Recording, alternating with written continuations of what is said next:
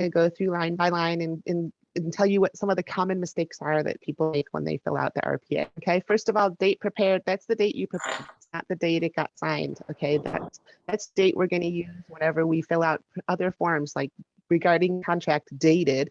This is the date we're using right here. Okay, you're obviously going to put your name, who the offer is from. You have to put the real property address. Forget that, put the APN. A lot of agents don't bother looking up the APN. You have to have an APN, so make sure you look it up. Okay, if you don't know how to find it, it's on the tax records. Okay, obviously you're going to put close of escrow here, and you're going to put in the purchase price. Zip forms will populate that. If you type in the numbers, Zip forms will write it out for you. This is the agency confirmation. Obviously, you have to have all 4 license numbers. Don't forget, once again, you have to look up the license numbers on the other side on the listing agent. Okay, make sure you use license number. You have to check the right boxes. You're checking, if it's different brokerage, then you're each representing a seller or buyer. If it's a radius listing, then it's a dual agency. Okay, so make sure that you're filling this out correctly. That's another mistake that we see a lot. And that's when if we get bid by the DRE, obviously our compliance department is making you do these things for a reason, okay? Here's where you're gonna put the initial deposit. Most people put 3%. There's a reason with 3%. I just had this conversation with an agent in Southern California. He's like, I started with 1%. I'm like, that's fine. You can start with 1%.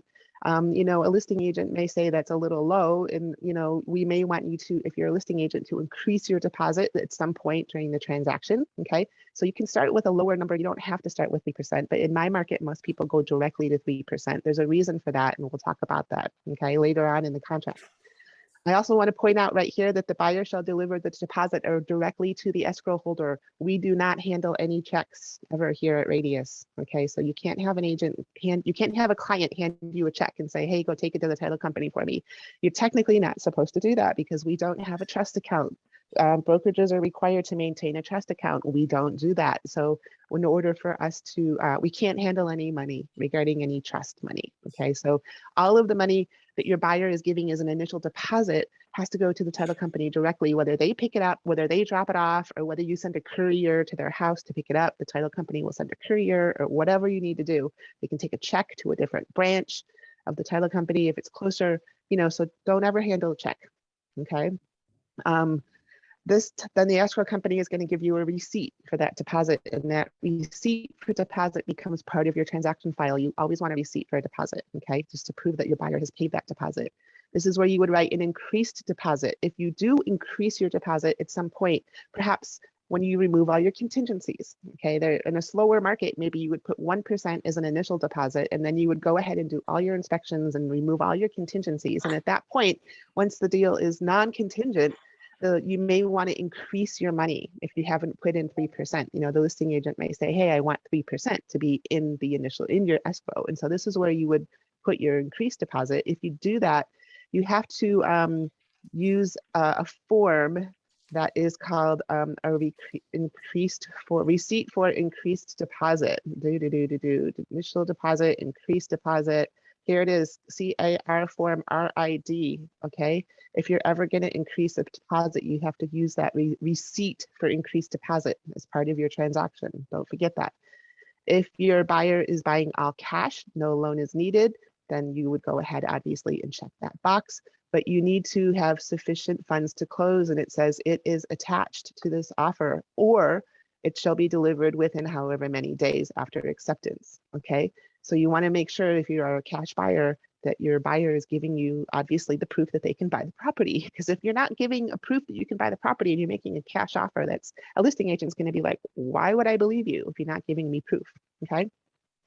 Here's where you're going to put the first loan amount, okay? And this is where you're going to say, what kind of financing will it be? Your default is conventional. That's the default. Or if you're FHA, VA, seller financing, there's a form for that, seller financing. Or assumed financing or any other type of financing, you have to tell the listing agent and the seller what type of financing it is. And then you have to say this loan shall be at a fixed rate, not to exceed however many percentage points. And I'll tell you, this is another thing that I see a lot that agents do not fill in. You really want to make sure that you're putting a maximum interest rate here. And what you're going to do is when you're talking to this lender that your buyer is working with, is you're going to call and say, hey, what's my maximum interest rate that I can put on the contract? Because what does that buyer, what does their qualification or their approval? It's based on a certain interest rate. And what happens if the market goes crazy and interest rates go way up in the next 30, however many days? You need to have a max interest rate on there, because if the rates go way up, you know, you're protecting your buyer by putting a maximum interest rate, because if the rates go way up and they can't qualify for a loan, then they're probably not going to get a loan. But still, you want to have a maximum interest rate in there. Okay. This is where you would have a second loan if you're getting like a second, like maybe like a 90-10-10 situation. I'm sorry, 80-10-10 situation where you're having like an 80% first and a 10% second and a 10% down. So if you're getting a secondary loan of any type, this would go in here. Okay. If you're getting an FHA, VA, there's a bunch of forms that automatically get attached. So you have to give the seller the written notice that you're doing this type of lender of mortgage. Okay, because those come with a bunch of different things that you need to know. All right, so that's page one. Page two, verification. Obviously, this is where you're going to have verification attached if you're going to attach it to your offer. This is the appraisal contingency, and the default is that this agreement is contingent upon a written appraisal. So you're always going to have a default unless you check this box where it is not. And that means that that buyer is waiving that appraisal contingency. If your buyer decides to do this, you really want to make sure they understand what that means. Okay. I found that explaining an appraisal contingency to a client is probably one of the trickiest contingencies to explain, because you want them to understand that if they waive the appraisal contingency and that appraisal comes back at less than the purchase price, then they are in a situation where they're going to have to perhaps come with more money in order to close the transaction. Okay. A lot of buyers who have a lot of money or a bigger down payment feel more comfortable in waiving an appraisal contingency, because they're able to kind of restructure their financings in such a way that they can maybe deal with the fact that that appraisal came in lower. But if you're dealing with a buyer who is on the edge as far as his approval goes, and he's a 20% down buyer or even a 10% down buyer, and they're really on the edge and they're counting every single penny, they're not probably going to have the extra ability to put in any appraisal gap coverage or come up with any extra money in order to close the deal. So you really need to be careful and talk to people about the appraisal contingency. Okay. The appraisal contingency is completely separate from the loan contingency. I've had a lot of agents come to me and say, hey, well, you know, it didn't appraise, but we waived our appraisal contingency, but it didn't appraise, and now they can't get the loan. And I'm like, no, that's not how it works.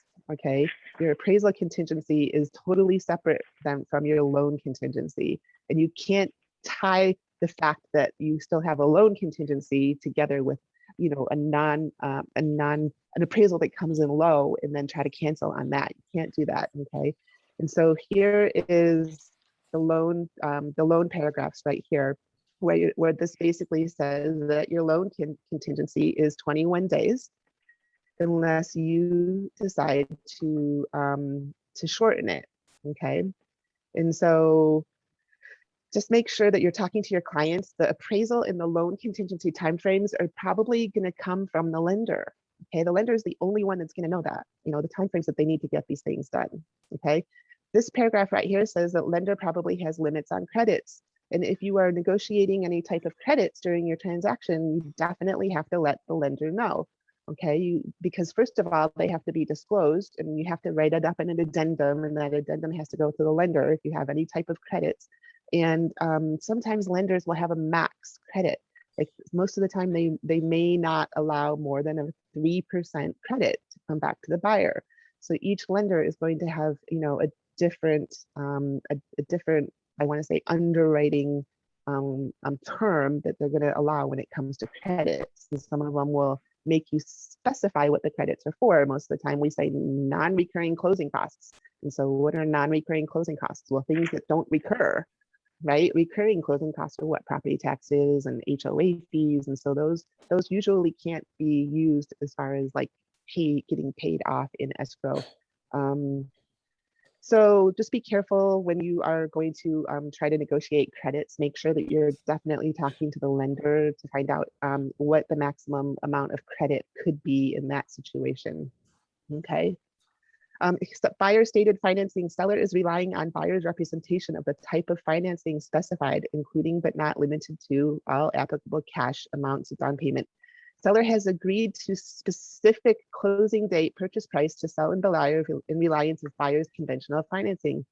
Buyer shall pursue the financing specified. Seller has no obligation to cooperate with buyer's efforts to obtain any financing other than what is specified in the agreement. And so if they decide to get another loan and they decide to go with another lender in the middle of an agreement because perhaps something happened with the first lender and now they want to switch to a second lender, it doesn't change anything as far as timeframes. Your buyer is still obligated to the original timeframes. Okay, you can't go to the seller and say, "Oh, well, I'm starting all over again, so now my timeframes I need to change." Well, that you can't do that. Okay, so you want to obviously, if that happens, if you feel that your primary borrower and your primary lender is a little shaky, or maybe you're not a very lender or someone that you don't entirely trust, I always tell my buyer clients, get a second step option in place right away. It doesn't mean you have to have them, do an appraisal or pay for anything, but at least, get started on a backup lender in case you need it. Okay. Sale of buyer's property. This agreement is not contingent, or there's a form for this. If the buyer was going to be selling a house elsewhere and then they were using the funds from that, obviously they need to be telling this seller in this offer that they're going to be getting their money from another sale elsewhere. That's the contingency COP form, the contingency of purchase. I think that's what that is. And so that means that you're telling the seller that you're selling a property elsewhere. And there can be nightmare situations where you have all these transactions that are contingent on each other right down the line. This one has to close in order for this one to close, in order for these sellers to buy somewhere else that maybe they're in contract on. So if you ever have a situation where somebody wants to do a contingent offer, there's a form for that. It's a really confusing form, okay? It's really good to make sure that you read it with your clients and kind of discuss with them what everything means, and we'll probably be talking about that next week. Okay, these are the addenda and advisories that kind of you can use. You can decide if you're going to check any of these. If you have a situation where you know that it's a trust, you might want to put a trust advisory. You need to check the box. Zip forms will add it probably automatically. So just be aware if you need to add any advisories. If you're selling vacant land, you need to do the septic and well and property monument, which is basically marking the corners and the lot lines, right? So just be aware that there are all of these. We'll probably talk about some of these next week. Okay, allocation of costs. This is saying who's going to pay for what. Okay, so most of the time, this is where you have to fill in the little boxes and say who's going to pay for what. We know that a natural hazards disclosure is a requirement, a seller disclosure requirement. However, usually most people check the box that the seller pays for it. But hey, if it's a multiple offer situation, then your buyer wants to put the best foot forward, your buyer could pay for that. It just depends. It's not required that a seller pay for it. It's just like required to be part of the transaction. Okay, and so usually this is where we put in the name of whoever prepared the report. If you already have it in your possession as part of a disclosure package, you would put the name, or you can put seller's choice if you don't have it yet, or buyer's choice if the buyer's paying for it. Okay, and then this is the line right here where the buyer or the seller shall pay for following reports. And a lot of newer agents kind of get tripped up sometimes by this allocation of costs because they want to write in here things like seller shall pay for a termite inspection, or seller shall pay for a roof inspection. And so it's absolutely okay to do that. But I want to remind everybody that if you put something on a contract, don't forget the lender is going to see that. Okay, so say that you ask the seller to provide a pest report. Okay, great, it's in the contract, the seller is going to pay for it. The lender is going to say, oh, I see that you have a pest report, can you please send it to me? Okay, and then guess what? That pest report is going to have, I don't know, $10,000 or $20,000 worth of repairs that the pest report is section 1 that the pest report is saying needs to get done. Guess what? This lender is going to say, well, I am not going to give you this loan until those section 1 repairs are completed. Okay, so you need to be really careful about what you're writing on the contract as far as asking the seller to provide certain inspections, and be aware that if you're writing anything in there, the lender is going to want to see it. Okay. So most of the time what we do is we tell our clients that sure, they can go ahead and they can do as many investigations as they want, kind of falls under the inspection contingency umbrella. Okay. But, you know, they ought to not maybe ask for the seller to pay for it on the contract. Okay. It just depends. You know, most of the time I tell my buyers, you know, you can pay for it. You can do as many investigations as you want. But if you want the seller to pay for it, we can ask for that. But it might cause you more drama down the road later with your lender. Okay. This is where you have to check who's going to pay for the smoke alarm CO2 installation. Usually we all do the seller, okay, unless the seller is exempt, and that's going to be certain properties where the seller is exempt. Okay. This is where you're going to put right here, who's going to pay for the cost of compliance with any minimum mandatory government inspections. So that has to do with what I like to call point of sale ordinances. Depending on where your property is located, you might be perhaps in Oakland, where you have a sewer lateral and a sidewalk. You know, I know here in Marin, we have resale inspections, we have sewer laterals. Right now, I'm finding that we have a lot of fire department inspections. So if you are in an area where you have heavily treed neighborhoods, you want to check with your local fire district, because that's been biting us on the butt for all of 2021, 2020. Okay. And so I've been dealing with things where, you know, escrows have closed, and guess what? No one knew that there should have been a fire inspection compliance done on the property, right? So just really be aware of your local things that you need to know, okay? And so this has to do with cost of compliance and reports required as a condition of closing. Okay, and this one has to do with cost of compliance of any other minimum mandatory retrofit standards. And so what would that be? That would be something that can be completed like the after close of escrow, like perhaps the sidewalk work. Okay, if that can be passed to somebody after the close of escrow. Okay, and so you're going to want to definitely pay attention to this. This trips people up all the time. Sometimes if you're unsure, you always want to write a contract in favor of your client. So you could say seller is going to pay. And, you know, if there isn't anything in that neighborhood or that area, then the listing agent may counter back and say, well, why did you put the seller is going to pay if there isn't anything? Well, okay, fine. Then if there isn't anything, that's fine. But, you know, just always be aware of what you're dealing with. Escrow and title, who pays what? This is going to be definitely kind of, it's negotiable. Anywhere, you know, you don't have to say that there is any type of law, but there are customs. And so if you don't have a chart from a title company about who pays what, make sure you reach out to me. I'll send you my chart from a title company. You're going to want to look to see what's customary in your county and who pays what as far as this escrow fee and also the title insurance. Okay.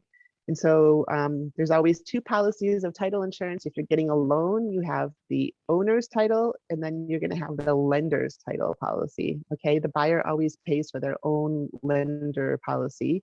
And this is all kind of negotiable depending on where you're at. If you're going to split it 50-50, a lot of places do split 50-50. You check both boxes and you write split 50-50 right on this box. And then you have to put in here the name of the escrow holder. Okay. And same thing, you have to put the name of the title insurance. Here in Northern California, it's the same. In Southern California, it's kind of separate with two different companies. Okay. Once again, for other costs, you're gonna always have a county transfer tax, always. And anywhere in California, there's a county transfer tax. It's pretty standard, $1.10 per thousand. I think maybe a couple of counties are different, but there's always gonna be a transfer tax per county. And usually it's the seller. If you will look at that chart that says who pays for what, it's usually the seller. But once again, it's negotiable. If you are in a multiple offer situation, you could say, hey, my buyer is willing to pay for this, right? And you're going to figure out what it is and say, you know, maybe my buyer is willing to pay for this. As far as a city transfer tax, you definitely want to look at that chart and see if there's a city transfer tax. Not all cities transfer tax. Some of them do. I want to say maybe 20% of cities in California maybe have a small transfer tax. Okay, so you're going to want to check on that. You're also going to check on who's going to pay the HOA transfer fee, because you know, the transfer fee could be anywhere for a couple $100, probably $300, $500, depending on the HOA. And so, you don't want to be arguing at the last minute who's paying for a transfer fee if you forget to check this box. Okay, then you're going to be arguing about it right before close of escrow when someone sees it on their settlement statement. They're going to be like, why should I have to pay for it if I was never aware of it? Make sure you look onto your HOA documents and find out. Okay, this is where it says sellers shall pay all HOA fees for preparing documents required to be delivered by civil code. And civil code, obviously, if you're representing anything in an HOA, you guys know this, you have civil code requirements, you see CNRs, bylaws, HOA minutes, proof of insurance, reserve study, so anything that has to be gathered together and provided to a buyer, the seller is typically responsible for paying for those required statutory disclosures, okay? However, if there are other HOA fees for preparing then other than those required by civil code, you have to say who's going to pay for that. And what would that instance be? It would be probably a buyer's lender wants a condo certification document from the homeowners association. Okay, that's the buyer's lender who wants to see the HOA information. So they're probably gonna, ask for that at some point during your transaction. You should be prepared to get that request. And so this is where you would say the buyer would probably pay for that, or you could ask the seller to pay for that. But of course, sometimes I'm like, well, if buyer getting the loan, then buyer's probably going to have to pay for that. Talk to my buyer about that. Okay. Here's the certification fee. I'm sorry, I jumped ahead. The buyer usually is paying for the certification fee, but if there are any other documents, you have to negotiate if there are any other documents. Private transfer fee, we don't see a lot of those. If you do have a private transfer fee, you're probably going to see it on a preliminary title report. It might have been built into perhaps the development when a developer built a neighborhood at some point. They might have said that eventually every single transfer of sale is going to have a transfer fee. Very rare. I don't think in 20-something years I've ever seen a private transfer fee in my area. I don't know if you guys have ever seen it, but just something to be aware of. Okay. Once again, here's where you put other costs. Who's going to pay for what? Just beware what you check and what you write on your contract. Okay. Here's where you say who's going to pay for a 1-year home warranty plan. And I always recommend that you guys get a home warranty in this transaction at some point. I recommend that if you are a buyer's agent, you basically pay for that if no one else is going to, because I'll tell you what, it's going to save you a lot of drama if that refrigerator breaks or that washer dryer breaks right after close of escrow. Okay. So I always for myself represent a buyer. If the seller won't pay for it, then I pay for it. And I say, here's a closing gift. Here's your home warranty closing gift. I print out a brochure, I print out their policy, and I give it to them at their final walkthrough. It's really, really important to talk to them about that. I mean, and then you also want to remember, you write in here, you need additional coverage. And I always write in refrigerator, washer, and dryer, because those are the appliances that break the most often, right? And so you're going to want to add on that additional coverage that kind of carries over and covers those appliances that break the most often. Okay. Or of course, the buyer can waive it. If you want to waive it, you could go ahead and just, make it a term of the agreement that the buyer waives it, but you can still buy it. Just because you waived it in the contract doesn't mean you couldn't, as an agent, buy it for them at the close of escrow. Items included and excluded, please be aware this is something that we have a lot of disputes over. You want to make sure that you are definitely checking these boxes for things that are included and excluded. I can't tell you how many fights over little things. You would be surprised, as far as what people claim that are included. Anything attached to the property is included. Any existing stuff here, screens, window coverings, attached floor, et cetera, those are all included. Make sure that you're reading this with your clients. And so, mentally having like a little memory, like, was there anything on the property that we need to kind of be aware of? Most of the time there's not, but sometimes there are. We had a battle once at my old brokerage over statues in the yard, but to me, statues were personal property, but to other people, they were landscaping. So just kind of look ahead as to what your potential problems might be. Don't forget that all of your existing integrated phone lines and automation systems are included unless you say they are not included. Okay, so that means all of your software for any of your smart technology in the house, all of the passwords for all that stuff, that all should be passed on. Okay. Leased or liened items, don't forget that the seller has to disclose if there are any leased or liened items. And then you need to deliver to buyer all of the written materials regarding the lease or the warranty on any items. And buyer's ability to assume the lease or willingness to accept it is subject to any such lien or encumbrance as a contingency in favor of the buyer and seller as specified in paragraph 14B and 14C. This mostly comes up when we're dealing with solar panels. You guys, if you've ever sold a house that have had solar panels, it's really kind of a pain in the butt, especially if the solar system is leased. Then that means that that solar system is already on that property, and that property is getting the benefit of, you know, having the solar panels. However, the new buyer has to kind of jump through hoops in order to qualify to be the new owner or leasee of those solar panels. Okay, so just it can get a little tricky when you're dealing with any things like, you know, leased or lien items. Right? And so make sure that you're reading all of this. Seller represents that items included are all of these items are included unless otherwise specified are owned by seller and shall be transferred free and clear of liens and encumbrances, and are transferred without, you know, without seller warranty. So all of the stuff that's transferred is being transferred without any type of seller warranty. Okay. So items excluded, this is where you're going to write, unless otherwise specified, the following items are excluded. You know, obviously audio and visual components are excluded. If any such item is not attached to the property, even if a bracket or a mechanism attached to the component is attached to the property. Okay, so this is where you get into one of those things where it's like you have a flat screen TV on a wall and there's a bracket holding it in there. Okay, well, fine, if the TV is not going to transfer, guess what? Now you have this bracket that was there, and probably if they take the bracket off, then you're going to have holes in the walls. And so you need to kind of pay attention right here is like brackets attached to walls will remain with the property, or they will be removed, and holes and other damage will be repaired but not painted. Okay, so just keep in mind, we get a lot of you know, last minute panic calls about the fact that, you know, stuff holes in the walls and stuff like that. So just be aware of what's happening. Either they stay on or they come off and the holes have to be patched. Okay. This is where you have to put whether or not they're intending to occupy. You guys all know that. What's the difference? Well, if they're not intending to occupy, then it maybe is going to be perhaps an investment property, and therefore the lender needs to know that, because of course, you know, owner occupied properties get lower interest rates. Okay.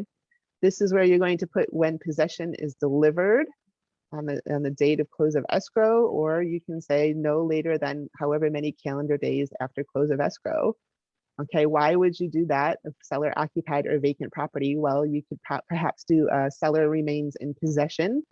Okay, that's this clause right here. If the seller is going to stay in possession after close of escrow, you're somehow negotiating that the seller gets to stay. Okay, there are two forms. One of them is a seller in possession, okay, which is less than 30 days. Okay, so SIP form gets attached if you're doing a seller in possession. If you're staying, and if the seller is asking to stay for more than 30 days or more, you have a different form. It's a residential lease after sale. Okay. So you're going to want to kind of pay attention to your days when you're offering any type of seller in possession. You're going to want to say, hey, you know, can you make it 29 days? Okay. All right. Because you definitely have these two different forms, and they're different from each other, because one of them is more detailed as far as considering it to be more of a tenancy situation, even though we don't want to call it a tenancy situation, but there's a lot more details regarding utilities and stuff like that for your RLAS form. Okay. Both parties are advised to consult with their insurance. Don't forget insurance. That's a big thing right there, right? If you're doing I don't like using the word rent back, but a lot of people use the word rent back. But if that's the situation and you're allowing the seller to stay, I always tell my seller clients, hey, make sure that you're talking to your insurance agent and telling them that you are allowing these people to stay, because they could change your coverage to cover that time frame. Okay. Because that insurer would be, you know, would be staying there. The buyer from a buyer's point of view, the buyer is putting a new policy on that property And so, maybe their insurance agent would want to know that for the first 29 or 30 days or however long, that it's going to have a different occupant than the person who's actually, buying the property. So you want to definitely pay attention to insurance coverage. Okay. Also, one more thing to say about this, if you're intending to do that, right here, I meant to highlight sellers, you have to talk to the lender about the impact, because a lot of lenders won't allow a residential lease after sale for more than 60 days. And so if your buyer is planning on offering that as a term, make sure that you're talking to the lender first, and making sure that that's going to be okay with your lender. Okay, your lender is going to want to know. For tenant occupied property, the default is that the property will be delivered vacant. This is the default on this, okay, unless otherwise agreed in writing, okay. And so that means if you are, if you're going to inherit a tenant, I don't know, you guys, mute whoever this is here, sorry. Okay, thanks you guys. If your tenant is remaining in possession, there's a form for that. Tenant in possession. Okay, you're going to want to make sure that if that's happening, you're getting all of the things that you need to have regarding, tenancy and their lease terms, and if you're buying them and it's an investment property, then you have to get their security deposit. It has to be passed to the new owner, and the rent has to be prorated. And you're going to want to get an estoppel. And so there's an actual form for a tenant in possession that's going to be added to your transaction. Okay. At close of escrow, the seller assigns to buyer any assignable warranty rights for items included. So don't forget, sometimes people will be like, oh, this house has windows that are just a couple years old, or maybe the roof was just done last year. I like to point that out and say, if these things are new, are there any warranties? The roof was maybe done, who did it? Do you have the name of the contractor? Do you have any warranty paperwork? Same thing for the windows. If the windows are relatively new, are they still under warranty? What can you find out about those situations that will help your client if they have problems later down the line? Okay, so you want to ask the right questions, because sellers should deliver to the buyer any copies of the warranties. Okay, so just be aware of that. It's always important, and that helps your buyer feel like you're taking care of them if you're kind of anticipating that for them. At the close of escrow, sellers shall provide keys, passwords, et cetera, to operate all locks. And same thing for the HOA. You might have to get keys to access the facilities. So make sure that when you are transferring all the keys, you have all the keys. Okay. Sometimes in the city, they'll be you'll have situations where they're like, oh well, I never had a key to that door anyway, or maybe they never had it, and so they don't think they have to give it. But guess what? They actually do have to give it. And so maybe you're buying into a condo building and there's a pool key or a gym key, but the seller's like, oh, well, I never used it. Well, guess what? They still have to provide those keys. And so that would be something that they would have to contact the HOA and buy, right? Just because they've never had it or used it doesn't mean that they're not responsible for providing all the keys, okay? All right, these are your statutory disclosures. So I always tell my clients that, these are the things that the law says that we have to provide from a seller's point of view. And this is going to be your TDS and your SPQ, your natural hazards disclosure, your lead paint. And so, these are the important things that are required by law. We can have a whole conversation about all this, but I'm going to assume that you guys mostly know everything about the TDS and how you have to make sure the TDS is completely filled out. You can't have any blank boxes. You can't have any blank, you need to fill it all out. Make sure your client fills it out. I'm sorry, the client needs to fill it out, but you as an agent need to make sure that everything is filled out, especially your AVID. And of course, the reason for that is you get into contract and you find that something isn't filled out. Guess what? If you have to go back and ask for something to be filled out, that is an automatic window for a new contingency timeframe. Okay, so you need to always make sure that all your forms are filled out completely. Okay, I want to also point out that I think it says it in here. Here it is. If the event seller or seller's brokerage firm prior to close of escrow becomes aware of any adverse conditions materially affecting the property For any material inaccuracy in disclosures, information, or representations, sellers shall promptly provide a subsequent or amended disclosure. Okay. However, this is something that trips people up a lot. A subsequent or amended disclosure shall not be required for conditions or material inaccuracies of which buyer is otherwise aware, or which are disclosed in reports provided or obtained by buyer. Okay, so what this means is, say that you're in a transaction and you're doing your inspections and the buyer finds something that wasn't disclosed. Okay, well, I've had buyers come to me and say, well, this wasn't disclosed. Don't they have to amend their transfer disclosure statement? Don't they have to amend their SPQ? Because at that point, what the buyer is maybe looking for is out, right? Maybe they wrote a non-contingent offer. They wrote a no inspection contingency, even though you advised them not to, but they really wanted property. And so they wrote a non-contingent offer and no conditions, you know, for a yes or no purpose is what they all, okay, well, now they think that, you know, they're, they might want to cancel and their deposit is going to be at risk, but they say, well, we found something during our investigations. Doesn't the seller have to, you know, redisclose and amend their disclosures? And the answer is no.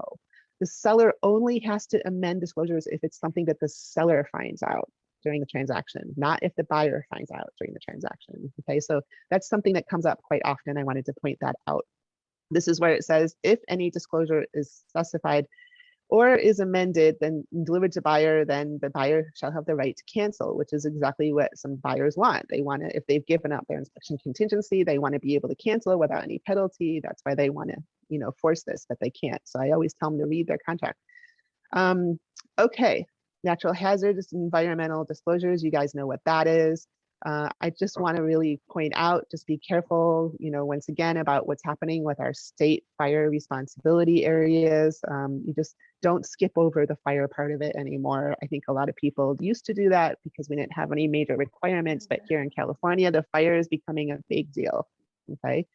Just don't forget, if you do a natural hazards disclosure and you look on the NHD and it says that the property is in a very high or I think it's high or very high fire risk zone, you have to have the form that goes along with that. It's an FHDS, I think it's fire dispensable space or something like that. There's a form that you have to have. It's a fire disclosure form regarding defensible space if your property is in a high or very high fire zone. So you're going to want to pay attention to that.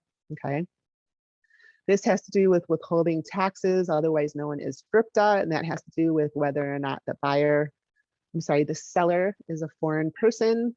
If the seller is a foreign person, they may be subject to taxes, and guess what? It's actually the buyer's responsibility to make sure that those taxes are paid, which seems a little backwards, but it's true. And this is what happens as an escrow. Definitely the title company is going to ask the seller to provide a document that says they have a social security number or is otherwise exempt from paying these taxes. Okay, so I actually did have a situation at some point where in the past where the seller was a foreign person and the buyer was going to be subject to having to, you know, they didn't want to pay any taxes and the buyer didn't want to have to pay the taxes, and it kind of became a big, huge deal. So you want to really pay attention to making sure that your escrow company is working on this, because they usually have a form that's called a qualified substitute form, showing that that seller has provided the title company with the correct information that allows them to say that they are not subject to this tax.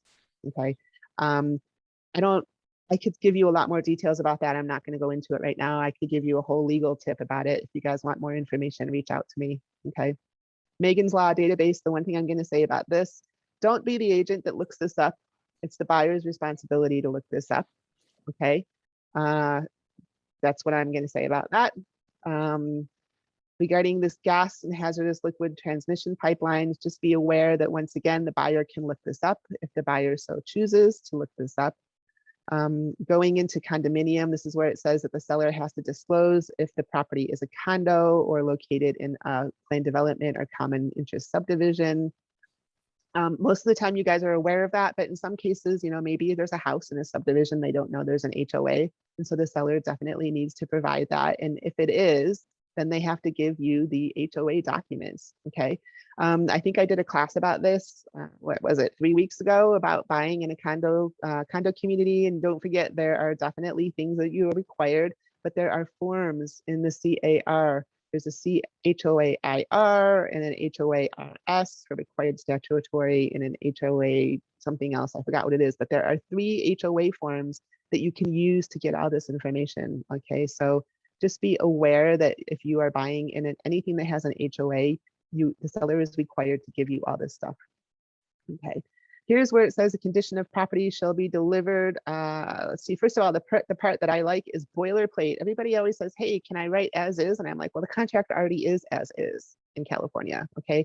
It's a boilerplate written into the contract that it's as is, being sold in its present physical condition, subject to the buyer's investigation rights, and it shall be maintained in substantially the same condition, and all debris and personal property not included shall be removed by the close of escrow. Okay, don't forget to do your final walkthrough, you guys, because if there is debris or personal property, then that's when you need to say, hey, this needs to make this stuff go away. Okay, it does say substantially the same condition, and all debris and personal property shall be removed. It doesn't say on here anywhere that it has to be professionally cleaned. And so if that's something that you want to ask for, make sure that you put that in writing and just don't assume that someone's going to have the property professionally cleaned for you. Okay.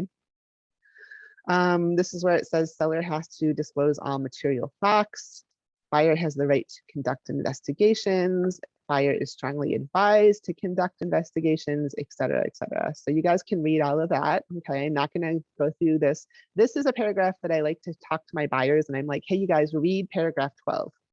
It's really important that you read paragraph 12 because these are the things that, you as a buyer have the right to investigate. Okay, anything having to do with pest reports, anything having to do with the roof, the septic, anything having to do with the HOA and lead-based paint. I mean, these are the things that the buyer, definitely needs to be making aware of them. And kind of, I say to them, hey, did you read paragraph 12? I also go to the BIE, buyer and investigations election form, where it has all those little check boxes, and I use that as a checklist. I'm like, hey, do you want to do any of this stuff? Make them answer you in writing so that you have, you've got proof that you asked them. Okay. This is where it says the seller shall make the property available for the investigations. There's a time frame, and we're going to get to that in paragraph 14, where it sets forth the fact that the buyer can actually access the property for a certain amount of time. We'll get there. This is where it says the buyer is allowed to go onto the property, but they're not allowed to do anything as far as demolition or anything that will hurt the property. Okay, they're not allowed to do any type of repairs. They can't do stucco test holes in a stucco house without permission, stuff like that. This is title investing. This means that basically we're going to talk about the preliminary title report and what that means. If you guys need some extra classes on a prelim and how to read a prelim, let me know. It's definitely a contingency, so you're going to want to make sure that the seller is going to provide the prelim, and that the buyer has, within the time specified, the buyer has the right to review the prelim, okay, and kind of ask questions and make sure they understand what's on the prelim, right? Title is taken in its present condition, subject to all encumbrances, easement, covenants, conditions, restrictions, rights, and other matters, except for liens that the seller is agreed to pay, or unless buyer is assuming those obligations or taking the property subject to those obligations. Okay. Within the time specified, seller has a duty to disclose to buyer. At close of escrow, the buyer shall receive a grant deed. This is where you want to talk to your buyer about what does it mean to take title in a certain way. Like, people are like, what does it mean to take title? Well, take title is the same thing as vesting. Are you gonna take title as maybe joint tenants or tenants in common, or an unmarried person, a single person? I don't know. There's a chart that kind of sets forth the different ways in California that that individuals can take title. And it all has to do with how you're going to pass on the property, if you can sell your individual rights, or if something were to happen to you and you were to pass away, does that property roll to someone else automatically? And so it has to do with survivorship, and it has to do with your ability to sell your portion of the property. Okay, so you're going to want to definitely have that talk with the client, your buyer clients, about what does it mean to take title. I usually tell them when they ask me, I go to the escrow officer and I say, hey, can I have a chart that explains all the different ways of vesting? And then I give that to my client and I let them decide how they want to take title. Okay. Don't forget about the title insurance. You have a question, you can ask the title department or title company about how to kind of explain the coverage. You know, I don't ever want to talk about title coverage and what it does and doesn't cover. I want the title company to talk about that. Okay. Here's where you have your time. This is your inspection contingency time frames. And this says seller has however many days to deliver all the stuff that they're supposed to deliver. Okay. Here in the Bay Area, we usually get all that stuff up front. Okay. But I know in other parts of the state, perhaps in slower markets, it doesn't happen like that. Okay. So if you were to write an offer and you don't have any disclosures up front, well, then you have to really pay attention to the timeframes, because the seller has to provide your disclosures within a certain time frame here. Okay.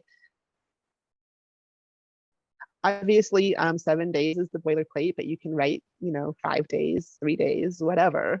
Okay. And if by the time specified seller has not delivered, the buyer delivered any item, the buyer, after first delivering to seller a notice to seller to perform, the buyer can cancel. So say that, yeah, you're like, okay, I have this offer, I've written this contract, and I've asked for all of your disclosures to be delivered within 7 days, but day 8 comes and no one has given me anything, and I keep requesting it, and I don't know what to do. And I'm like, well, then you have to give the seller a notice of seller form, and then if the seller still doesn't give you disclosures, well, then you can cancel if you want. Okay, responses, you need to respond to colleagues. Okay, buyer has 7 days after acceptance to do all of these, invest in their time frame. You're going to talk to your client. How long is it going to take me to get all these things done? What was I provided with up front? Do I need to wait things to come to me still? Can I look what I have been given and do this faster? Or do I time? Am I away? Am I in town? Kind of have to see your buyers.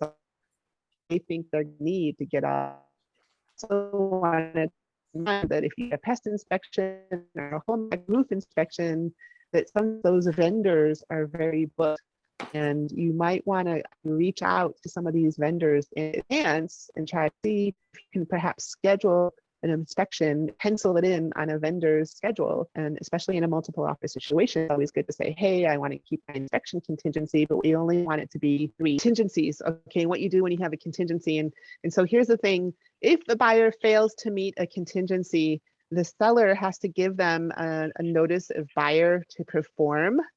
And that notice to perform, agents don't like to get a notice to perform, because they, obviously a notice to perform is right here. Where is it? If they fail to do it, they have to give them a notice to perform somewhere on here. I kind of lost my train of thought, you guys. I'm sorry. Right here, if the buyer fails to remove a contingency, the seller could actually have the right to cancel. And so the way that the seller would cancel was they would give the buyers a notice to the buyer to perform. And that usually it's a notice to perform and do an action. And that action would be remove the applicable contingency. Usually there's a 48-hour time frame within which that buyer has to take that action and remove that contingency by submitting a contingency removal document. Okay. If the buyer fails to do that, then the seller can cancel. Okay. The question is always, can the seller claim any initial deposit money at that point? Okay. And we had this happen yesterday. I had an agent call me and said, hey, unfortunately, my buyers couldn't get their financing. And so the sellers gave us a notice to perform. The buyer's lender said, we can't get you the loan. And so now the seller is going to cancel on us. But when the seller filled out that cancellation document at the very bottom, where you're supposed to say who gets the money, the seller wanted to keep the initial deposit. And so this buyer's agent or radius agent was calling me and they're like, can this listing agent and this buyer and the seller have a claim on the initial deposit if that contingency was never removed? And the answer is no. Okay. If there's initial deposit in escrow and you still have that contingency in place and you have to cancel, then the seller cannot claim it. The only time a seller can actually make a claim on an initial deposit is if you are completely non-contingent. Okay, so I just wanted to make that clear. You have to read all of this regarding the seller right to cancel and what would happen and who gets the deposit back.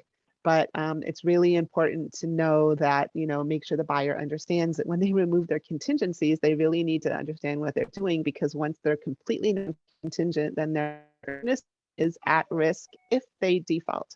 Okay. Please read all of this. Here's where you can talk about the notices to perform, whether it's buyer or seller. And so it's always going to be a notice to perform when there's an action that has to happen prior to being non-contingent. Okay. Once you're non-contingent, if perhaps the buyer can't close escrow, in order for the seller to cancel, the seller has to give them a demand to close escrow. Okay. And the buyer can also give a escrow, but you only use a demand to close escrow form when the transaction is non-contingent. Okay. Here's the demand to close escrow form. That's where it mentions the demand to close. For the buyer or seller may cancel for failure of either party to close escrow. There's a procedure. Once again, it's the demand to close escrow and then it's the cancellation. Okay. And so here's where it says the effect of cancellation on deposits. And that's when it starts to get into whether or not who's going to have a claim on that initial deposit. All right.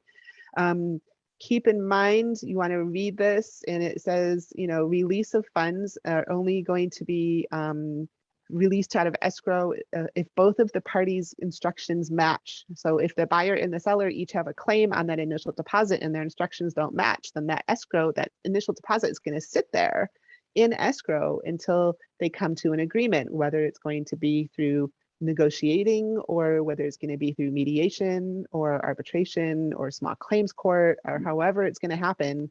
That title company is not going to release that initial deposit until both instructions match from both sides. Okay. If for instance you are representing a buyer and you are fully within your rights to cancel within your contractual contingency timeframes, and you do decide to cancel, the seller says, oh, well, I'm not going to give you your money back. I'm not going to sign the release of your initial deposit back to you. There is a procedure that you can follow, and there is this demand. You can demand this form, the CIR form BDRD or SDRD is where you're basically seeking this demand and you're giving it to the escrow company and you're saying, hey, I want you to release my money to me. And at that point, then the escrow company gets involved, and they should go ahead and within 10 days, they should, and the other party does not object, which of course they usually do, then the escrow holder can disperse the deposit. If for some reason the other party refuses to allow that deposit to be dispersed the way it should be, you could basically they could be held liable for up to $1,000 for refusing to sign cancellation documents. Because what happens if you have a situation where a seller is getting pissy because they got canceled on, and they're just, for the heck of it, they don't want to sign the cancellation document because they want to teach that buyer a lesson or whatever. Well, they could actually be liable for damages if they attempt to delay that release of that money back to the buyer. Okay, there's a form for that, and this is all on the cancellation form. We'll probably talk about the cancellation form next week. Here's your final verification, AKA your final walkthrough. Make sure that you guys always do it. It's not a contingency, but it's only to confirm that the property is maintained in the pursuant to paragraph 11, which is in basically the same condition, or that the repairs have been done as agreed upon, or that the seller has complied with any other obligations. Okay, so If you go and do a final walkthrough, you know, make sure that that you're talking to your client and you're having them sign a final walkthrough. It's a radius policy that we have either a signed final walkthrough or that we have a waiver. There's a little box at the bottom that the buyer waives it. Just, I would really encourage, do not let your clients waive a final walkthrough. It's really important to do a final walkthrough, because if you don't do it and then you close escrow and then you get a complaint phone call after they close of escrow because they found something that they didn't like, the fence blew down, or there's paint cans in the garage, or anything like that, then it's, you know, it's so much easier to do these things before close and try to take care of it than getting all these complaint phone calls after close. Okay. What happens if they find things they don't like? Well, they can threaten to delay the close until the things are fixed or they're taken care of, but it's actually not a contingency. So they can't really fail to close. Okay. They can perhaps delay close, but they can't really fail to close, because if that happens, then they could be liable for failing to close. And that opens up a whole nother situation too. If it gets to the point where, you know, things getting kind of back and forth and people are mad at each other, they can't actually use it as a contingency to not close at all, because then they would be probably liable for that. Okay. Here's where it says, if you are going to ask for any repairs to be done, to make sure that they are done prior to the final walkthrough.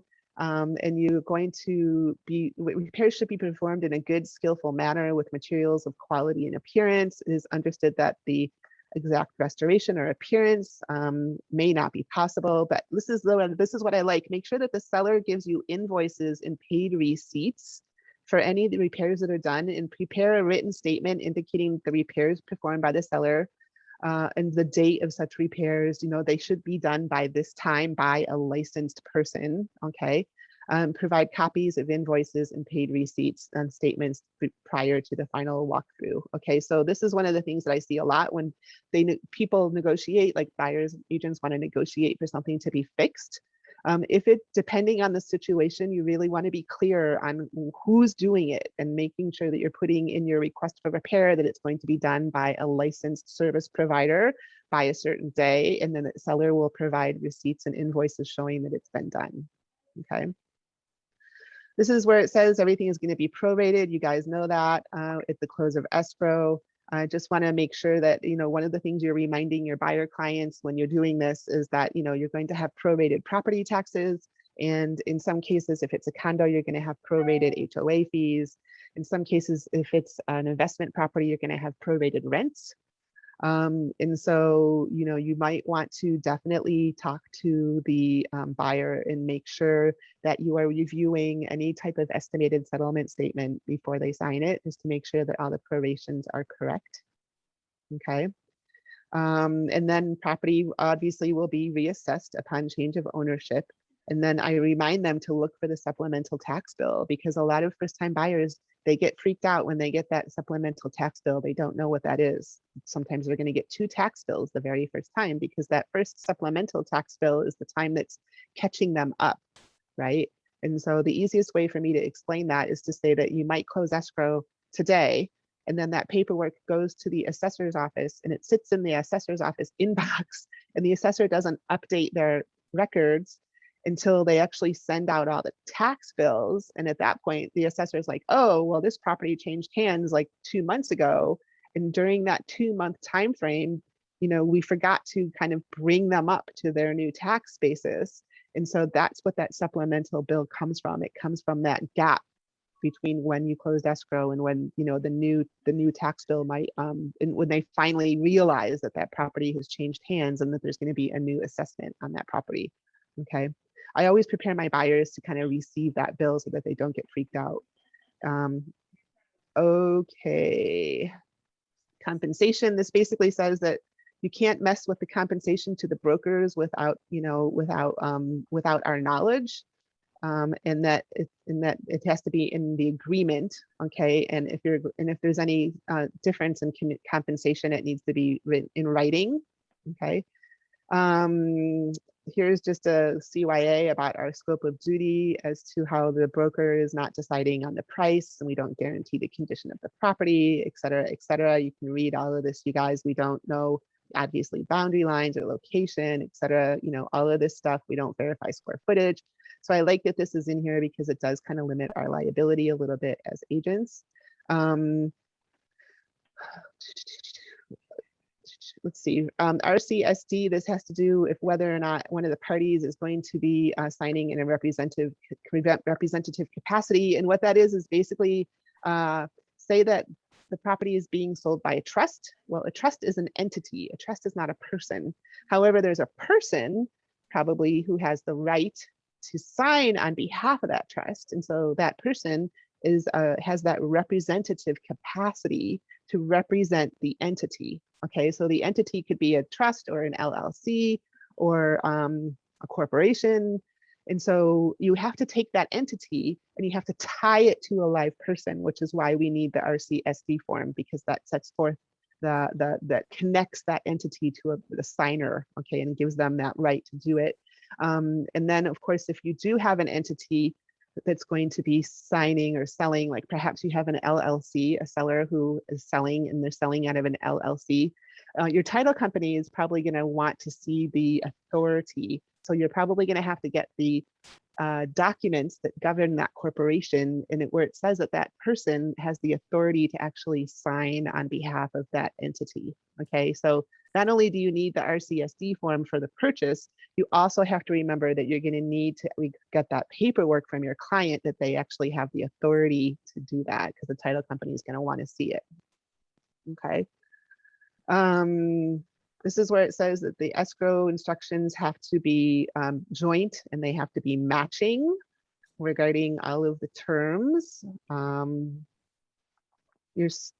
You can read through this, you guys. If you have any questions, let me know. I'm just trying to go a little fast because we still have a lot to get through. If you have any, you have to deliver this to the title company and your any counteroffers or any addenda, any contract document, okay, you have to give it to the title company and you have to give it to the lender, okay? If you prepare an addenda and you don't give it to the lender, that's lender fraud, all right? So a lot of people say, hey, I'm gonna, you know, take care of something kind of off to the side in an addendum, but then I'm not going to give it to the lender or the title company. That's lender fraud. Okay, we can't do that. Any contract document has to be given to the lender. Right. This is where we talk about on this page. This is our liquidated damages, and that's kind of what we touched on. You know, this is where we get the amount retained shall be no more than 3% of the purchase price. Okay, so that's where this comes into. Remember, paragraph 21 and paragraph 22, these are optional, right? I always tell my buyer clients, these are optional paragraphs. And so if you initial it as a buyer and then the seller initials it, then it becomes part of the contract, okay? If only one party initials it, then it's not a part of the contract. And so sometimes maybe the seller or the listing agent, when they're doing a DocuSign, they might miss this. They might miss this being signed, okay? And they return it to you. And that's your job as a buyer's agent to look at it and say, hey, is this signed, okay? Perhaps they just missed it, or perhaps it was intentional if they don't initial either one of these, but you really want to circle back with the listing agent, especially on this mediation arbitration one. You want to make sure that, you know, is this clause going to be part of our contract or not? Okay, now why is that important that these are in there? Because this, of course, a buyer can say, hey, why would I want to do this? And I say, well, if you don't initial this, then it shows that you're not willing to risk anything.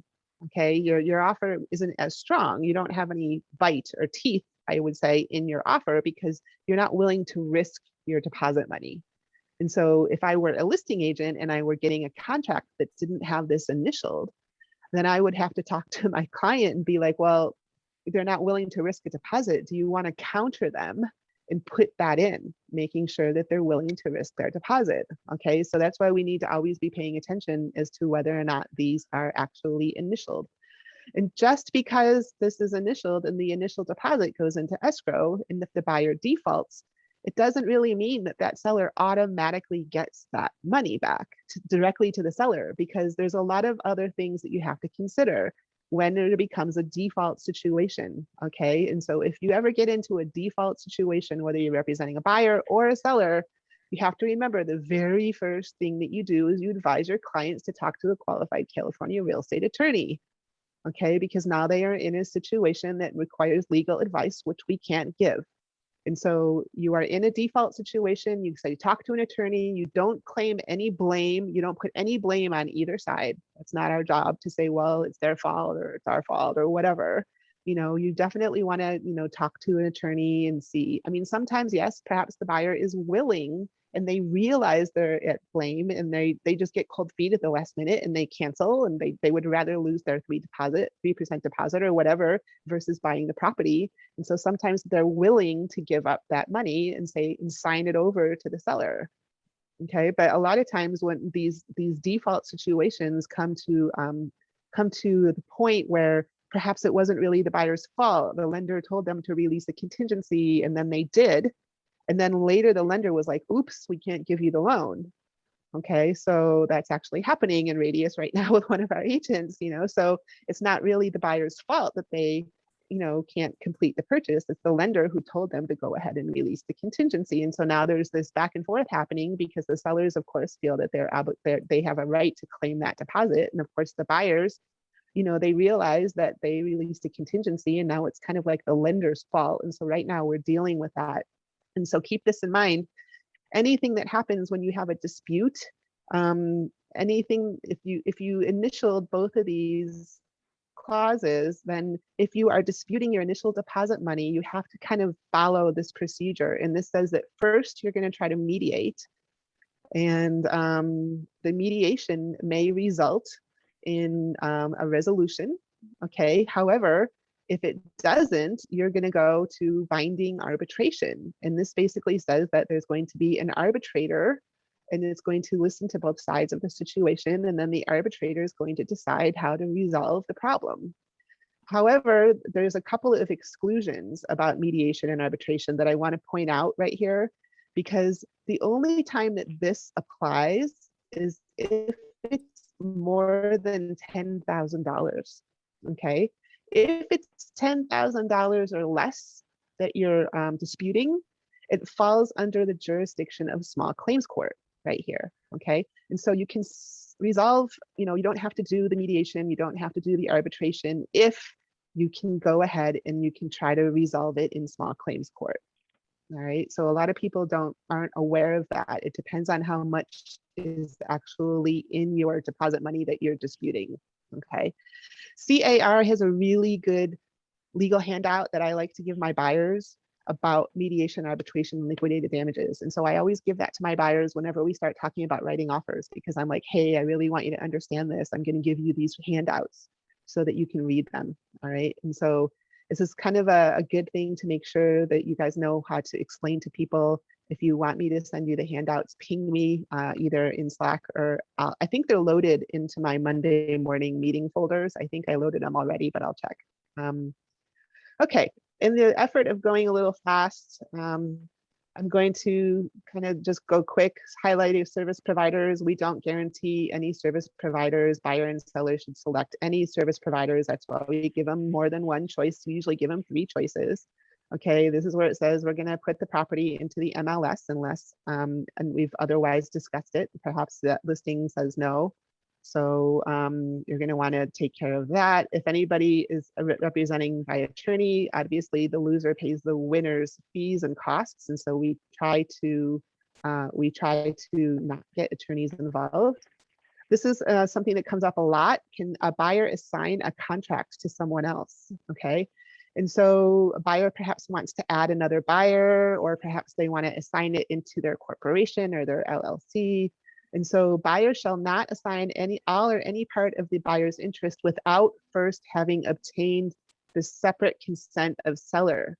Okay, and then it says such consent shall not be unreasonably withheld. Any total or partial assignment shall not relieve buyer of buyer's obligations unless otherwise agreed by writing. And so there's a form, AOAA. I think it's assignment of something agreement, AOAA. And so if you ever see, as a listing agent, you're going to get an offer from a buyer that says a buyer's name and or assignee, that's a little bit of a yellow flag. You're going to want to ask, why are you doing this? Okay, because you want to make sure that if the buyer is intending to assign it to someone else, that the seller needs to be aware of that, and the seller can't unreasonably withhold the consent. Okay, but there might be reasons. Perhaps I had this question last week. A buyer said, "Hey, I have a buyer.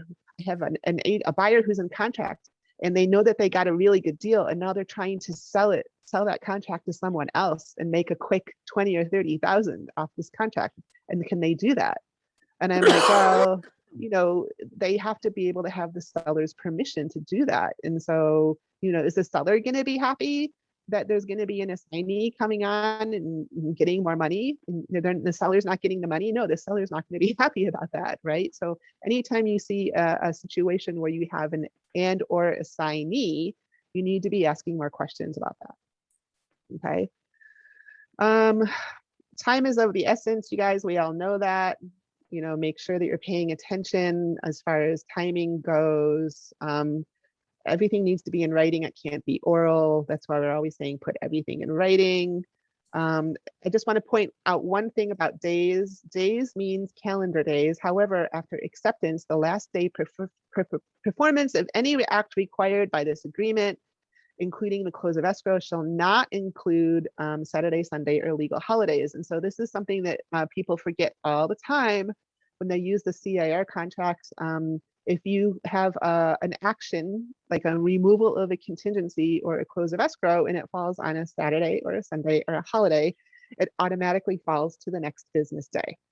Okay, so don't forget that when you're counting your time frames. Okay, that's important to remember. Contingency removals don't happen on the weekends when you're using the CAR contract. Days after means, how many days after an action, and it usually carries through until midnight on the day that your action is due. And so you can't say, oh, your contingency removal is due by 6:00 p.m. No, your contingency removal is due by 11:59 p.m. Okay, all right. Here's your expiration of offer, and this is where your standard boilerplate is 5 p.m. on the third day. Depending on your market, you might want to shorten this time frame and only give them 24 hours. It depends on how properties are moving and what your customary practice is in your market. Okay. Here on the last page is where the seller signs acceptance. Here's where they sign if it's subject to a counter offer, an SCO or an SMCO, seller multiple counter offer. We'll be talking about an SMCO next week, and that basically is a seller multiple counteroffer form that they can give to more than one buyer at a time. Okay, it's perfectly acceptable to do that. It's perfectly acceptable to counter different people with different terms. Okay, here's your RCSD. You have to check the box if you're using an RCSD because someone's an entity or a corporation or a trust. Here is a confirmation of acceptance. Okay, so the one thing I did want to point out, your buyer goes ahead and makes the offer, the seller goes ahead and signs the offer. Well, you don't actually have a binding contract until that contract is delivered back to the representative on the other side. Okay, the buyer's representative or the buyer. And that once it's delivered back, that's when it's considered a binding contract. Okay, so that's why CAR wants us to initial here. Now, this is not required per CAR. However, it is a radius policy that we do have confirmation of acceptance. And the reason that we like to use this is because it really sets forth the timeframes. There's not a question about when that acceptance was delivered back to the other side. Okay. Let's talk real quick, additional signature addendum. That has to do with, say, perhaps you've got 3 or 4 people who are buying or selling, and you can't fit 3 or 4 people on here. If you want to use an ASA form, additional signature addendum, you can use that form. It's a standalone form that rides with every purchase contract document. So you need an ASA for the contract, and you need an ASA for addendums, you need an ASA for everything else. And so I like to actually, if I have 3 clients, I want to fit them all on here. Okay. It's perfectly fine to put 3 initials and 3 signatures on here. It gets a little messier if you use 4 or more people on one contract. Okay, that's why you might want to use the ASA form. And then you're also going to have those 3 or 4 people sign all the disclosures as well. Okay, so you need to do that for more than 2 or 3 people. And you need to fill this in. All right, so just to keep things really quick, you guys, I want to show you really fast what the new contract looks like and just give you a little bit of a sneak preview here. Let's see if I can bring it up and show you. If my computer will cooperate here. Come on. Let's see, 2021 RPA. Here we go. This is what the new RPA is going to look like, you guys. And I highly, highly encourage you to take one of the training sessions that CAR is putting on. Okay, this is 16 pages. This looks really similar as far as the relationships go, but look at, here's a grid. And this is where you put all your terms: price, close of escrow, expiration of offer, which is right on the front page now. You don't have to look for it. Initial deposit amount, increased deposit, if any, loan amount, and additional finance, occupancy type, balance. And so this is nicely organized now, and it's kind of much easier to read all right here, okay? And so I think it's going to be a little bit of a learning curve. I think that we all need to definitely do the training, okay? Because there are a couple of other things that have changed as well. And I'm not going to go through this whole contract because I think each individual person needs to do it now. And then as we get closer, I'll probably start doing a little bit more training for this. But I just wanted to kind of give you a glimpse of what this is going to look like, okay? This is page 2 where you have all your financing. And then you have some of your contingencies are all right here. Okay, and this is kind of nice because a lot of people think that there's only 3 main contingencies: appraisal, loan, and inspections. But in reality, there's all these other contingencies also: the right to review the documents, the right to review the title report, the HOA documents. So all of the contingencies are now all in one place. So I think that's really great. All right. Here's your possession. And here's your, when everybody has to deliver the fees and who's going to pay for what. Here's items that are included and excluded, and allocation of costs and who pays for what. Okay, so the first 3 pages are really going to be like the meat of all your timeframes and all your contingencies. And then what they do is they go to the next, they take all of the rest of it and they explain it on the 4 through 16 pages. They explain it. So this is kind of like a summary that you're supposed to fill out. And then back here, it's basically saying, okay, these are all the reasons and these are all the things that you need to pay attention to. Okay, so it's very similar to the RPA we're using now, except they've added in some of these things as far as this goes. This is a chart format. Okay. I'm going to do more training on this as we get close, but I totally encourage you guys to please, please, please be prepared on your own and take some of the CAR courses that they're offering right now. I know your associations, I know San Francisco and Marin and Bridge and wherever associations you belong to are going to be offering this training, perhaps at a discount or even free. I think CAR right now wants you to pay for it, but eventually, you're going to have to know this. And so see how these pages, you don't really have to fill too much out. It's just explanation of the first 3 pages. All right. So that's it. I know it's fast. I'm sorry about all the technology drama. Do you guys want to ask any questions before we finish up? Yeah, question, the simple one. Who would sign normally confirmation of acceptance? Is it the buyer or myself? That's a great question. I'm pretty sure it can be either. I know that an agent can do it. And I'm pretty sure a buyer, let's take a look at right now at the existing RPA and see what it says. Confirmation of acceptance. A copy of signed acceptance was personally received by buyer or buyer's authorized agent. Yeah, so it doesn't say the realtor, so it could be like any authorized agent, right? Including us. Yeah, buyers do it myself. Buyer's authorized agent. Yeah, I mean, you're right. It doesn't specifically say that it is like the buyer's aunt or the buyer's sister. It's like their authorized agent, right?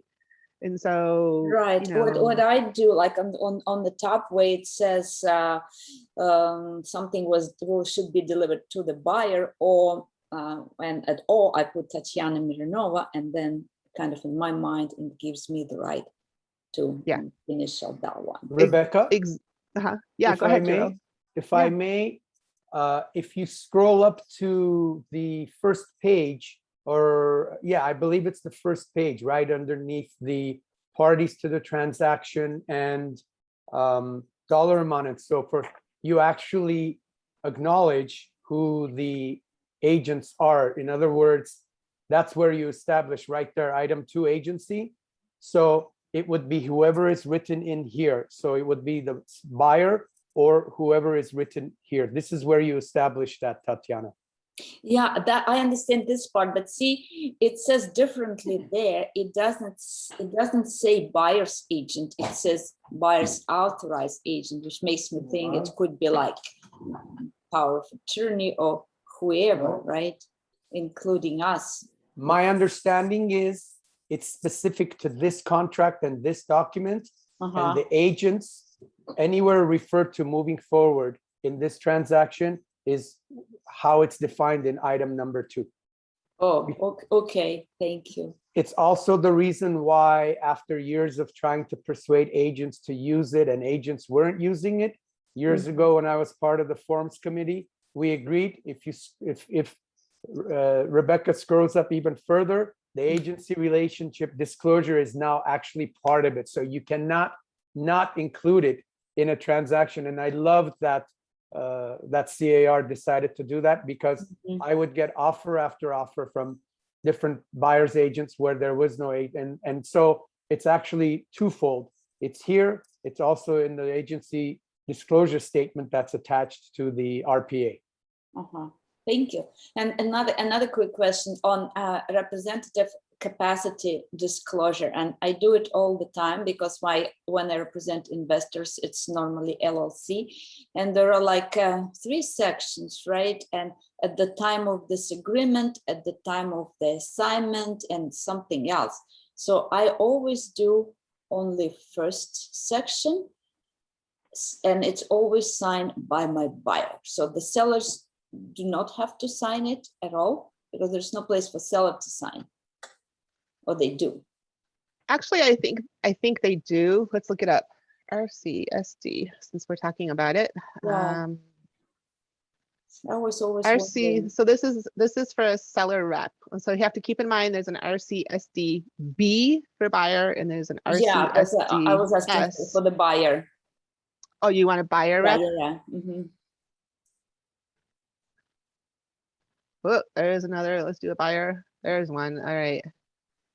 All right. So this basically says for the this is not an assignment. It should not be used to add new parties once a contract is formed. The purpose is to identify who the principal is in the transaction and who has the authority. Like I said, this is where you put the name of the buyer, and this is where you say, is it a trust, is it an entity, power of attorney, and then the buyer would sign it. And then at the time of the sale, this is where the seller would sign it. Yeah. The time of the sale, but see, this is not the sale yet. I'm making an offer. So that's what we're looking at. You're making an offer, and if you're making an offer and you have an entity or a trust, then this document should be part of your offer. Yeah, it is, but if you scroll down, it says at the time of representation. Yeah, see, this is the time of buyer representation. So this is I understand. So I always do this part.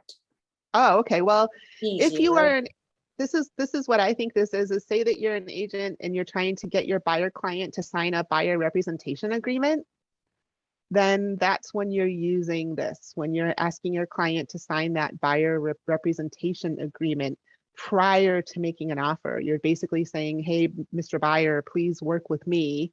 Please sign this representation agreement. And the buyer's like, okay, I'll work with you exclusively and I'm fine with signing that. And then this, I never this do is that. what you would sign. It's Yeah. form-issued. That's what I think this is for, Oh, because you're right. At that point, you don't have a contract. You don't have an offer that you're writing yet. You just basically have an agreement that that buyer is going to be represented by you officially, right? And so these boxes are the different times that you use this. You use it either at the time of right. making an offer, right? Yeah. Or at the time of assignment or any other agreement or something. Right. So when I make an offer, I include this form and my buyer signs the first section, but the seller does not have to sign, right? Yes, Then- correct. Yep. Yep. Okay.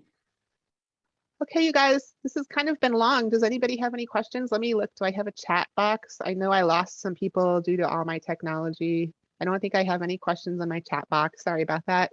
You can always reach out to me if you have questions. You can always reach out to Jiro if you have questions. You know, either one of us is available to talk to you about some of this stuff. You know, as you know, there's tons and tons of forms that we have to talk about, and you know, CAR is like, look at all the wonderful forms that we have, right? And so next week, I'm gonna just kind of go through and pick the most common forms and the ones that people seem to have the most problems with, and that's what we'll talk about next week.